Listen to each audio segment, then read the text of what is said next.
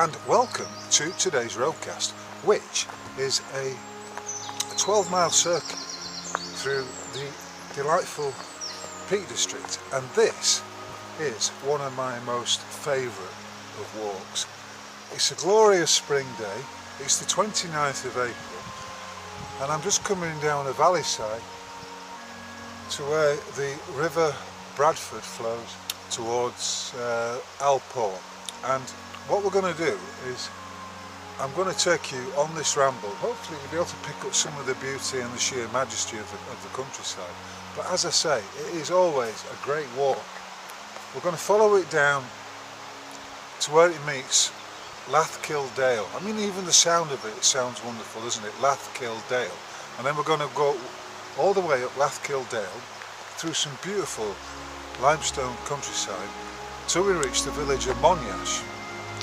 At the village of Monyash we're going to call for a pint, and then we will continue circuit all the way back, passing close by to Ramble, which is an ancient stone circle, and then we'll go back to the car about 2 miles outside Youghray. It's hard for me to express just how much I love this route. It's got a little bit of everything. You've got these beautiful dales, these marvellous valleys, and all the while we can see how it's been shaped by the hand of man. So this is going to be in a similar mood to the one I did the other week, which was called Crich Almighty, and that was a circuit at the Derwent Valley. If you haven't seen it, I'd consider watching it if you like this kind of thing, because it is a rather similarly delightful ramble and circuit through the Peak District to places you may never have heard or seen of before. It really is most delightful. Right, first of all, I'd like to thank everyone who's got in touch, having watched the latest roadcast. It came out last week and was entitled Pulp Fiction. In that roadcast I was expounding about the nature of what we call reality, the nature of this realm, and how it's largely a fiction, and that everything begins in our imaginations, just as the entirety of this realm began in the imagination of God. It's all ineffable. It's beyond description. It's beyond words. When you consider the nature of this realm, it's paradoxical, because you can know what it is, and yet it remains inexpressible, just like God, the divine creator of all that is. In any event, what I'm showing you here is how at certain points the river has been dammed for some industrial purpose. You see here there's a sluice gate there. The river's been dammed across here with just an inlet left at that side. A sluice gate here,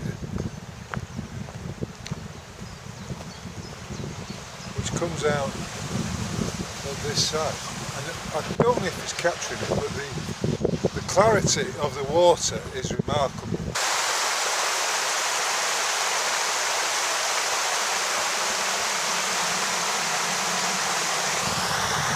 One thing that's interesting to note is that there were two comments. It was about the Crich Almighty video, and both commentators, both subscribers, were saying that they each had one move left in them, and they were considering where they should move. One saying he had two options, the first being North Wales and the second being Derbyshire. And it got me thinking. You know, I'm from Yorkshire, and as much as I love the place, there's something essentially English and splendid about Derbyshire, about the Peak District. And I know parts of the Peak District are in Yorkshire. But you know, where I come from, well, there's some big conurbations down the M62 corridor, as it were. You've got Manchester, Oldham, Leeds, Rochdale, Bradford, Halifax, Huddersfield, Dewsbury, all the way across to, if you're heading east towards Kingston on Hull. And the Peak District is not like that. It's not as densely populated. I suppose the biggest town is Derby, but you know, between Derby and say Buxton, it's not the huge population that you have in and around the M62 corridor. And if you see behind me now, you can see the village of Youghray above me. And one of the things about Derbyshire is that there's all these little nooks and crannies there are these dales, there are these hidden splendours, as it were, which are off the beaten track. You know, there's no motorway that's running through it.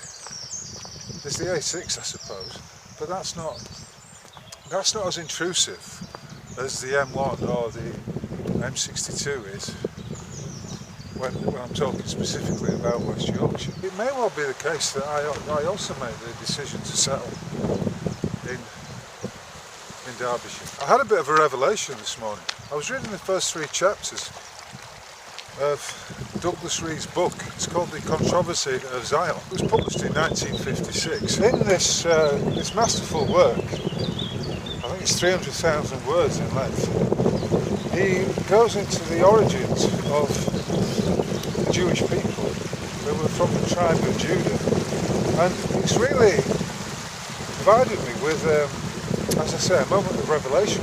He goes back some 600 years BC, so we're going back some time here to when you had certain tribes in that area of the Middle East, and those in the south were the Judahites, and they were isolated from the others. The ones in the north were the tribes of Israel. Now here's a happy fellow taking in the cool waters.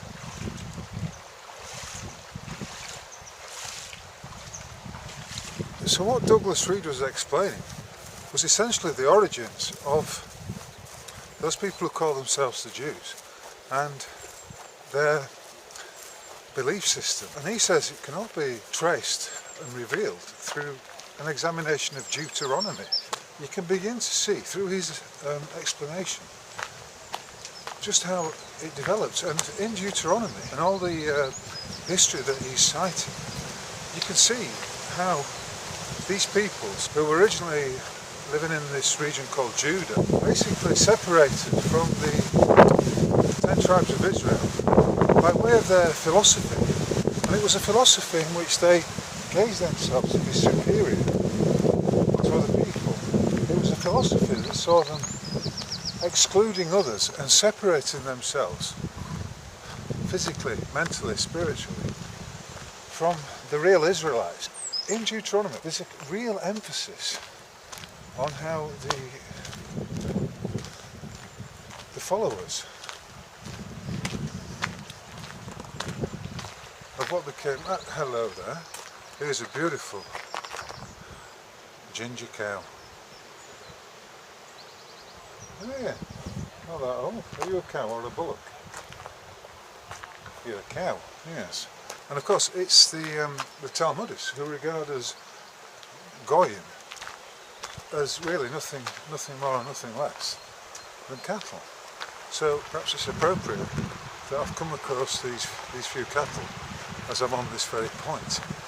Anyway, to get back to the book of Deuteronomy, the Judahites are basically saying that in order to enjoy the splendours of this world, the material splendours, and to have it all, to control it all, to subjugate everyone that does not follow their belief system. And you know, it's talking about massacring people, conquering other countries, taking the women and all the wealth, and it is very, very materialistic. But essentially, and this is the point I'm coming to, it says that you have to follow the diktats of the judges and their statutes.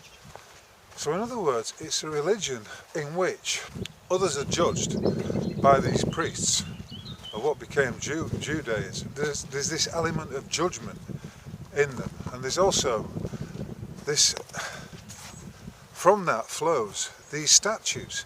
And so immediately I'm thinking, you know, I've put out a number of critiques of the British judiciary. I mean, the clue, perhaps you could say, is in the name, judiciary. And what we're looking at, of course, is the rabbinical nature of the system of law, the legal system that has usurped the common law principles and the ancient rights and you know, traditions of the English, Irish, Scottish and Welsh. The ancient Britain system of legalese that has been layered like sticky tarmac over cobblestones of what was a far more ancient and more just and equitable system. What we need to bear in mind is that these peoples began to see themselves as superior to others and began to exclude others. It's the very opposite to the wherewithal, the modus operandi, the way of being that the original, the true Israelites expounded upon, which was about loving thy neighbour, about treating the other as you would have them treat you, not seeking to exclude them, but rather to welcome them, to embrace your brother, to embrace your neighbour. And it's from that we have expressions like love thy neighbour, and that is diametrically opposed to the diktats of the tribe of Judah. Anyway, it then goes on to explain about how Israel was invaded by the Assyrians and how the peoples of the tribe of Judah continue to separate themselves and evolve this system of a very harsh law under what he may, whether Moses existed or not, it's sometimes referenced as Mosaic law. And then you get to think, well, this God, this all-destructive God, who is urging his followers to go out and conquer and subjugate and sacrifice. This is another aspect to it, the ritualistic sacrificing of animals and of people up to their God, this God of the burning bush. I'm going about 3,000 plus years here, and you can begin to see just how it kind of spreads like a mind virus, and that these people, it's inculcated into them to see themselves as always on the outside, always the superior group who have the right to everything in the material world.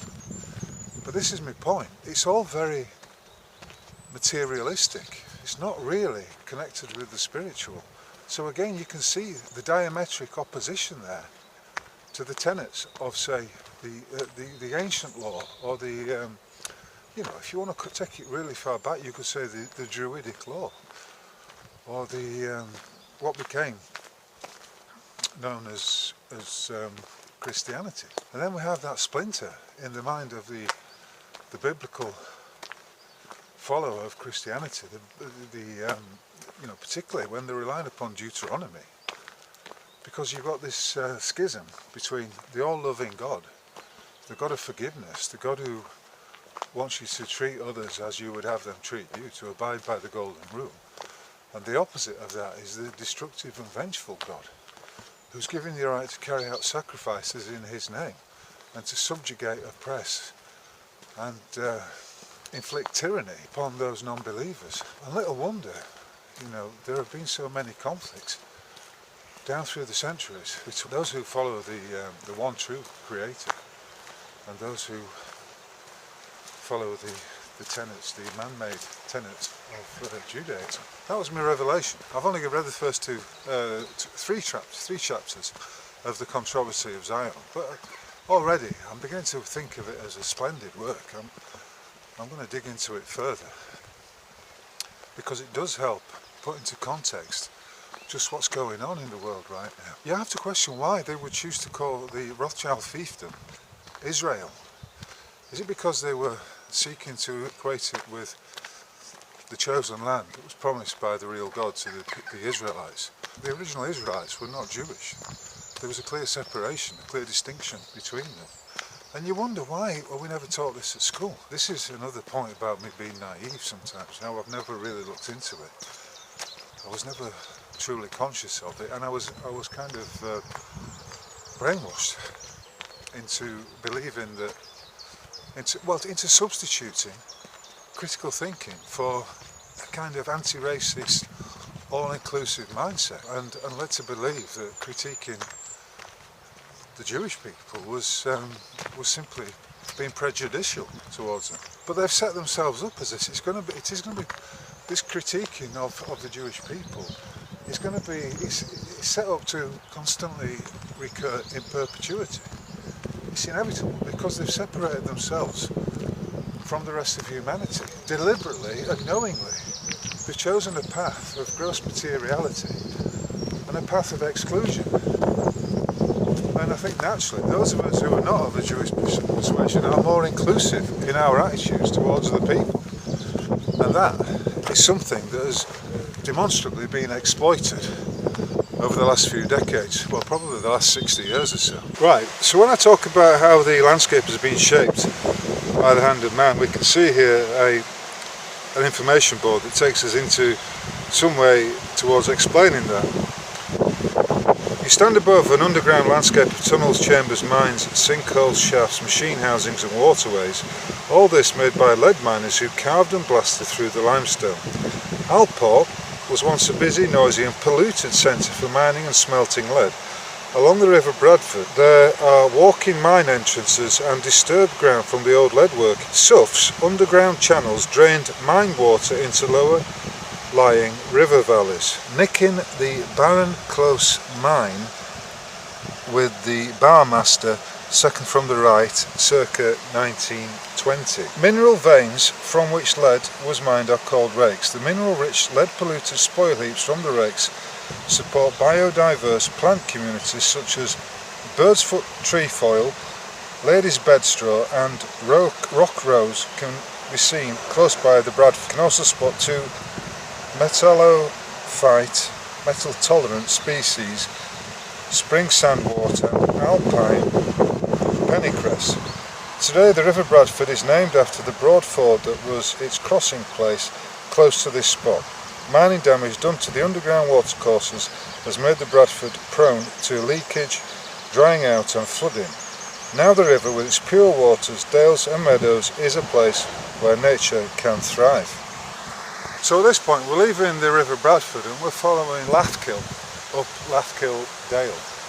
Again, similarly, another river that's characterised with a number of man-made weirs, a landscape that has demonstrably been shaped by the hand of man. And so from that, when I state the British legal system is a captured operation, we've got to ask by who has it been captured, and I think it's pretty clear, because right now the Attorney General, Lord Herman, I think is his name, and the Solicitor General, a woman called Sackman, are both of the Judaic persuasion. She was even trained in Israel. Their understanding of the law is inevitably going to be contaminated, if you like, or coloured by their upbringing in the Talmudic faith. A Talmudic faith, a Jewish faith, that basically excludes others and propagates into the minds of the followers that they are superior to the Goy. So one example of that would be usury. The courts of England and Wales actually accept usury. They accept it as something that can be imposed upon people. And how interesting it is that usury, in accord with Judaic faith, cannot be applied to those who are Jewish. It can be applied, and it is applied, with great severity to the Goyim. And the so-called courts of these lands, the fake courts, I would call them, advocate it. They don't see anything wrong with it at all. Whereas in reality, usury was banned throughout Christendom and certainly throughout the Isles of Britain for hundreds of years. The paradoxical nature of this walk is that whilst I'm espousing and digging into these issues regarding the Jewish people and the capture of the British institutions, I'm out in the glorious English countryside, and I hope you can appreciate just how magnificent it is today. There's nary a cloud in the sky. I can't even see a chemtrail today. There's a few people out walking, which is fine. I guess we're probably, I don't know how far, we may be a quarter of the way around the route at this point. Possibly a bit further. But by the time we get to Monash and the Bull's Head, we'll be ready for a pint. Hi there. How do? Yeah, Yeah, one of the greetings when you're out and about, in fact, if you're in Derbyshire at all, if you're in the Peak District or you're in a place like Ilkeston or Matlock, you'll find that those of every age will greet each other with expressions like "hey up" or "how do" or "alright," and there's a genuine friendliness about it. You know, it's very hard perhaps for me to express this, and you might think, well, if you're from the north, you'll say, well, why does he keep going on about it? Why do I keep going on about any of this, indeed? And by way of illustration of my point before, I've just met a delightful old fella who's doing a circuit, just a little walk. He's 87. He's staying in his caravan just up the top here, and he's just doing a little walk along which he says the ashes of his wife were scattered some years ago. And we were just agreeing about how everything has become polluted by the money. And of course we know who controls the money system, or should I say the credit system, and how everything has a price. There's a great Two Ronnie sketch in which Ronnie Corbett is playing the part of a insurance broker, and Ronnie Barker's playing the part of this Hasidic Jew who comes into the office. Are you the person I should see about taking out an insurance policy? Yes, that is right. Come in. Oh, thank you. Yeah. Only I want to insure myself, you see. Ah, fine. Against becoming Jewish. Right. We'll just, I'm sorry?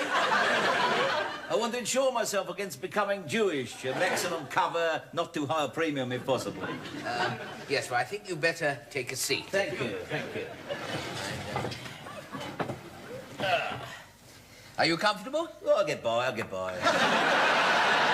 You've got something there, a comedic moment that's illustrating what I've been talking about just now with regard to this gross materiality. Gross material way of viewing the world. So of course, you know, immediately when he asks me, Ronnie Corbett's asking him if he's comfortable in the chair that he's sat in.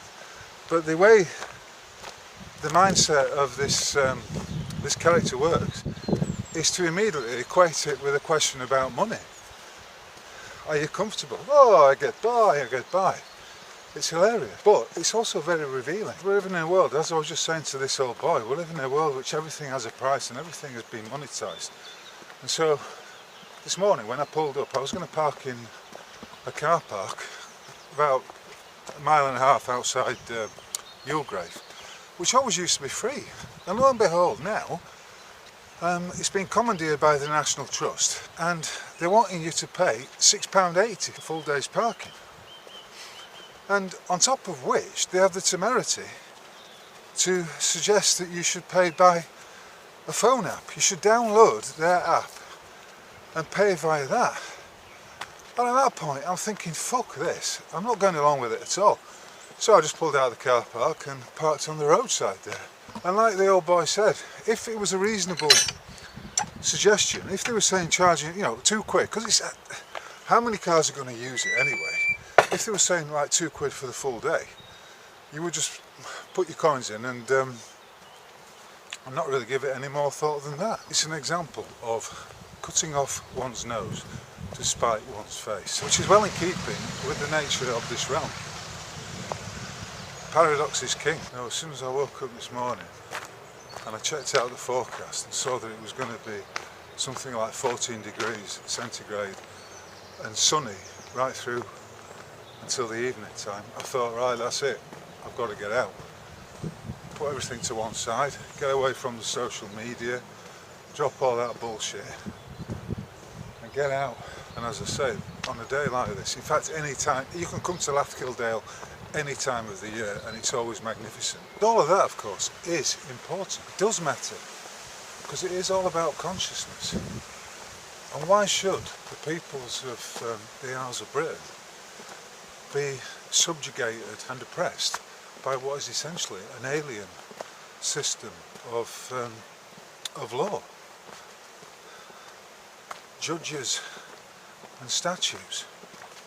Just let that sink in for a bit. Judges and statutes. Who is another man to sit and preside on his own in a so-called court of law?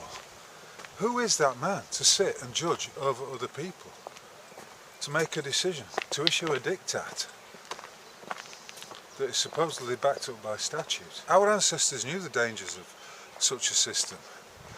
It's the father of tyranny, and it all flows from that. Certainly not a system of justice. For is it not the case that the courts of the fake state known as the United Kingdom are meting out a form of justice that is not co-joined or in any way harmonious with the ancient laws of these lands. It should come as no surprise that the Guyanian emigre, David Lammy, who was the Lord Chancellor, with Lord Hermer, the Attorney General, and this Sarah Sackman woman, the Solicitor General, are currently trying to engineer the abolition of the trial by jury. That's why it's important. We have to become wise to these tricks. We have to become wise, and we have to know exactly what is meant when we say that the judiciary has been captured, along with the political system, along with Parliament. It's no different from that of the USA, where we have a fake state masquerading as a nation. We have a corporate nation, both here and across the pond. And those actors are all funded, influenced and paid for by such organisations as the Friends of Israel. And it's gross. It's going to have to collapse. I don't know if it's going to collapse in my lifetime, but it's inevitable. I keep saying this, but it's worth reiterating it. There will come a point where all of this is completely intolerable, because it goes against the heartfelt nature of the native peoples. Theirs is a spiritual journey. They acknowledge the spirit within. They're diametrically opposed to this fucking gross materialism. And how ironic it is, you know, that I've been in this realm for over 22,000 days, and it's taken me this long to really wake up to what's going on, to just how pernicious this Judaic influence is, and how it seeps into every aspect of our lives through this gross materialism. So I think it's fair to state at this juncture that if we apply the tenets of Deuteronomy to the judicial system, the so-called justice system, we can see how it's essentially rabbinical in nature. It's not interested in equity, it's not interested in fairness, it's not interested in applying the golden rule. Do unto others as you would have done unto you. That is alien to the Jewish mindset. They're inculcated in something that is diametrically opposed to that from an early age. And little wonder we should look upon it with dismay, the actions of the current Labour government, its enthralment to Judaism, to the point where it's all bought and paid for. Anyway, back to the walk. The valley at this point, the Lathkill, is beginning to get narrower, but still all around us we see the influence of man. You know, Lathkill Dale, like the River Bradford, is a series of dams and weirs. And going by that information board that we looked at earlier, it's all connected to the lead mining industry. Notice how they've cut down a lot of trees here and just left them strewn across the river. I think it's an unholy mess. So if it's the National Trust that's behind this, I think poor show indeed. If you're going to chop a tree down, don't just leave it across the river like that. We're continuing our way up Lathkill Dale. It will get narrower and narrower, but as we go past you can see these features, these structures that were presumably once all part of the industrial activity. Yeah, to further illustrate my point about this logging that's taking place, look at it. It's just been strewn across the river, they've just left it there. I don't think that's good husbandry at all. So as you can see, the Forestry Commission, whoever it is, they've just come in with a load of presumably chainsaws, and they've hacked down all these trees right across the Lathkill itself and just left them here. It's like the job's not been done, or it's only been half done. I think it's a disgrace, and in some ways it does spoil the natural beauty of the valley. Further downstream, earlier, I passed a group of volunteers who were simply putting an edge on the footpath, unnecessarily. Would it not be better, rather than, you know, concentrating on vanity projects like that for volunteers, would it not be better if they came in and cleared some of this timber away instead of just leaving it strewn everywhere, bespoiling the landscape, just leaving it lying across the river like this. It's a joke. Just a tangled heap of trees that they've chopped down and just left. It's as though a whirlwind has swept up the valley and demolished all the trees. If a job's worth doing, is it not worth doing properly? I'd be very interested to hear what the excuse is for this.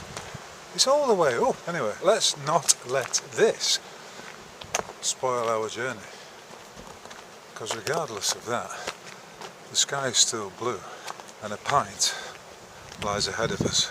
Anyway, regardless of the blot on the landscape, here is a delightful weir.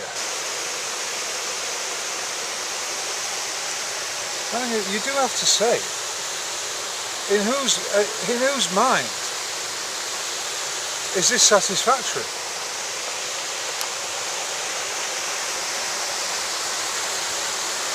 You could, I'm at this point going to describe it as an act of wanton vandalism. You see, the branches get broken off and they block the river. I don't want to hear any of these excuses like it's the rewilding. It's an industrial valley. What are you on about if you're talking about rewilding? What's a bullshit? Anyway, it's about 1 o'clock and I want to get to the pub before 2 o'clock. So let's get a bit of a spurt on.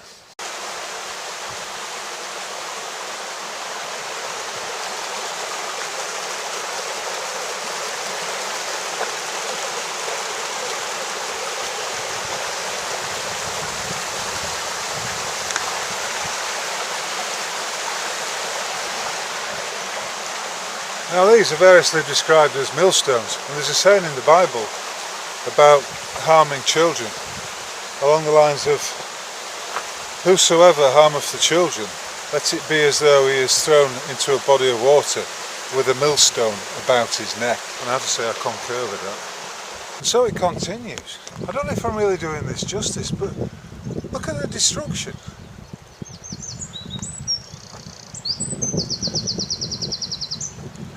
I don't even know if I can continue to state that Lathkill Dale is one of my most favourite walks.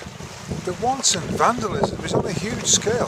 They've literally hacked down hundreds upon hundreds of trees and left them lying where they fell. A good percentage of them just lying across the river like this, or even be strewn across the footpath. In whose head was this a good idea?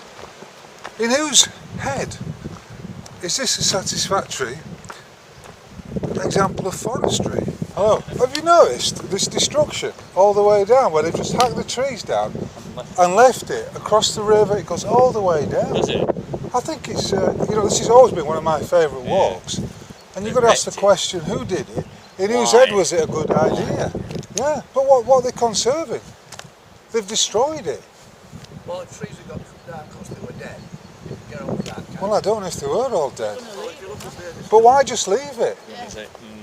It's not proper forestry, is it? Where you just chuck it down, demolish it all and leave it. Especially in such a beautiful valley. Let the water, It's just be strewn across the river, and it's all the way down. And in the meantime, they've got some volunteers at the bottom. You'll come across them. They were just putting some edging on a footpath. It's just like a vanity project. And I wonder who was it that came down here with the chainsaws and did this and then just left it? If you want to read into this now, see why they've done what they've done. Well, I was thinking I'm going to do a freedom of information request. Yeah, you want to. And because who would it be? I don't know whether it would be the National Trust or the Forestry Commission. It's not like they're on bank, is it? It's like they're in actual danger. No, and as you get further down, you'll see it gets worse, and they've just left it across the footpath in certain sections. And of course, in decades you won't notice it, but in the meantime... That's what that sign meant. I think that's enough. That's enough for it. There's Somebody's written on it. You'll see it just round that cup. Yeah. I think that's enough. That's enough already. It just seems like an act of sheer wanton vandalism, yeah. Incredible that they can get away with Cleverer than us done it. I don't think there's anything clever about this. Well, only because Well, no, because they're not going to move it, are they? They it's can't common move sense, it. I think. If you're going to chop a tree down, you tidy up after yourself. If pub's not on, they sell beer at cafe next door.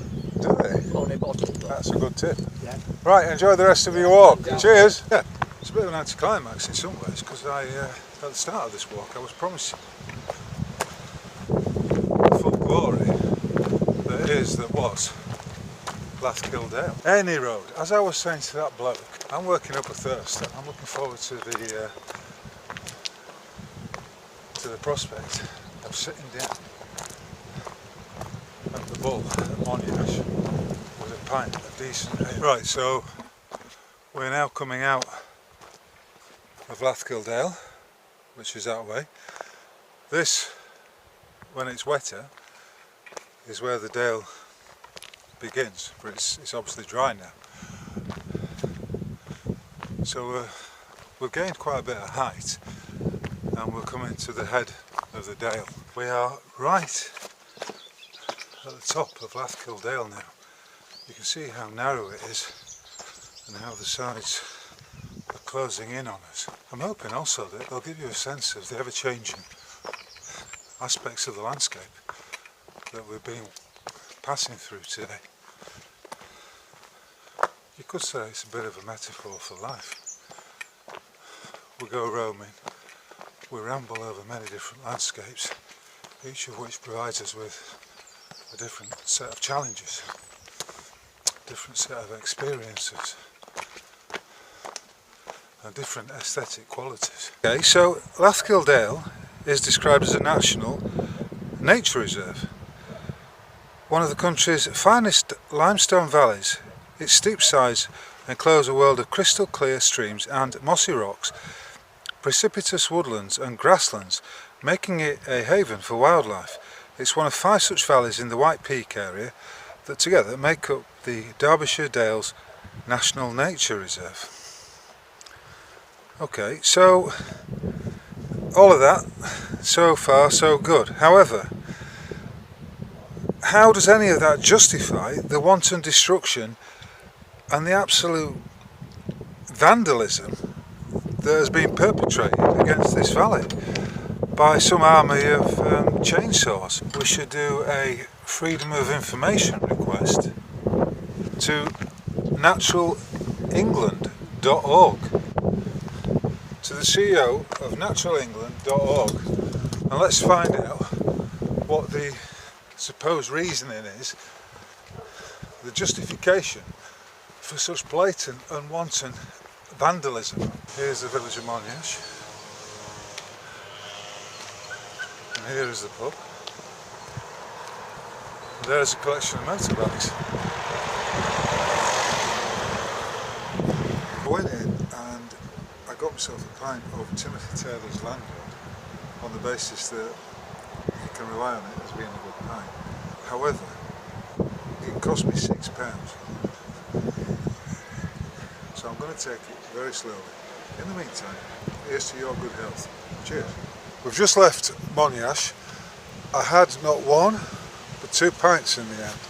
The first one, the Timothy Taylor's, went down rather too quickly, especially for a pint that cost £6. Anyway, the last stretch of this walk takes us from Monash towards Yulbray. It's a bit blustery, but it's still a lovely day. This next stretch takes us along a walk and then we will cross the gorge, which I mentioned earlier, before heading up to a farm, and then the final stretch will be across some fields back to the car. But this is quite a glorious sight, and as I said, you know,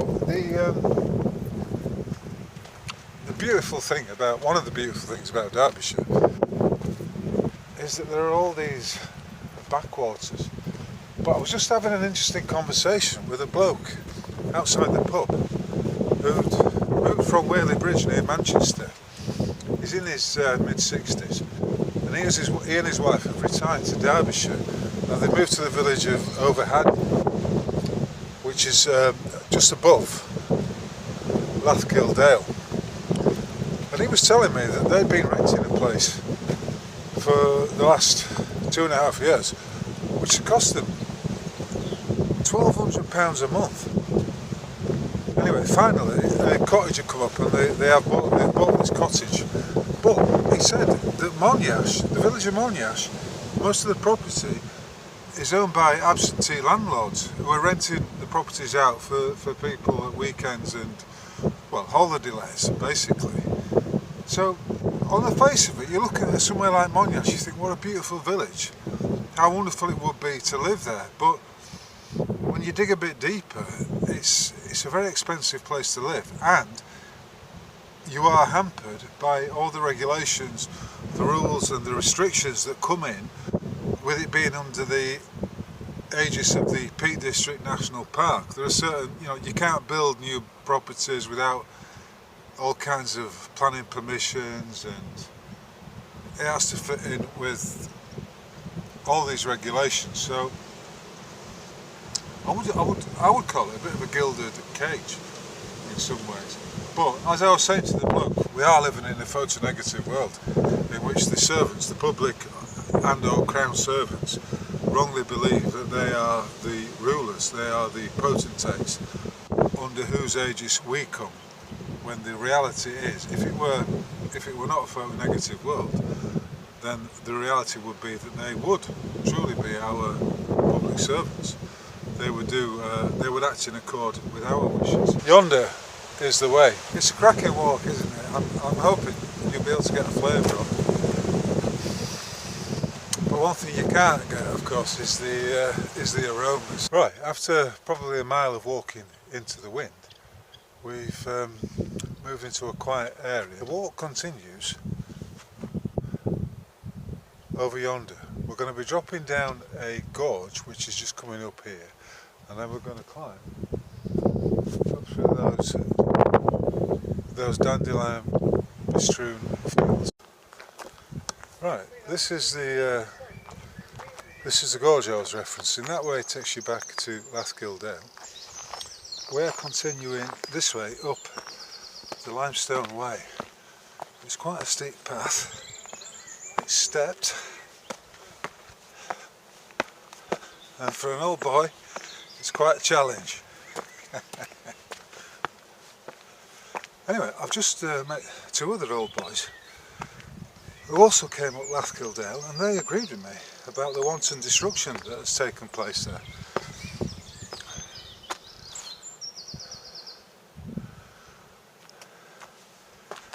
And I think the common description has been vandalism. What kind of a forester goes in like that, hacks down the trees and doesn't tidy up afterwards? I'm calling it the Lathkill Chainsaw Massacre.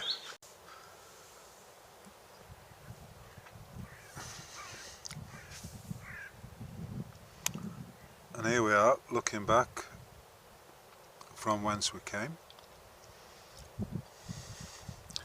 in the direction of Haddon, which is beyond those two woods, those copses,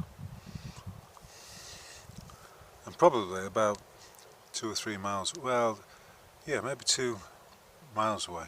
But what you're looking at here is a panoramic view of high-level Derbyshire, or the Peak District. We are relatively high up at this point, and down there is Lathkill Dale, whence we came. Anyway, I'm about a mile away from the car, but it's heading into the wind. I'm taking shelter behind this dry stone wall, and I'm going to end today's video at this point. All that remains for me to say is that I hope you've enjoyed today's ramble. It's been about 10 miles, something like that. A bit disappointing insofar as what has happened to Lathkill Dale. I'm rather annoyed about that, and if I've got the time, I will channel that annoyance into sending in a Freedom of Information request demanding an explanation as to who sanctioned the forestry that took place there, and in whose in whose opinion was that actually a good job?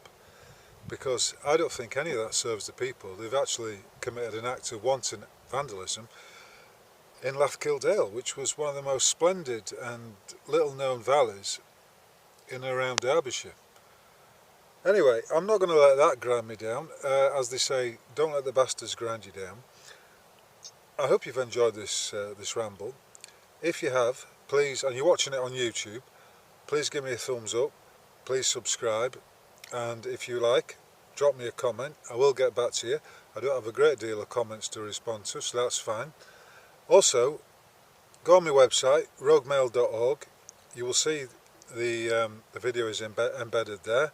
I'm also on Rumble. Oh, before I move on to the other social media platforms, please subscribe.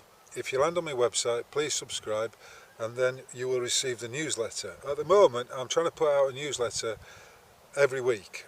It may be, just initially, it's gone out, I'm trying to make it every week, and we'll take it from there. I'm hoping to build up the subscribers again, because it all fell off when I had no email provider for over a year. Anyway, that's by the by. If you want to catch up with some of my posts on Facebook and on X, I'm on those platforms as Michael O'Dara. I've also got a Rogue Mail page on Facebook. If you see it, please like it, please follow. And I am on Rumble, and of course I am on Substack. If you'd like to support my work, you may wish to take out a subscription at Substack. It's £5 a month. That's even less than the pint of Timothy Taylor's Landlord that I had today. So, modesty aside, I think it's very good value, and it is it is much appreciated. All the support I get is greatly valued.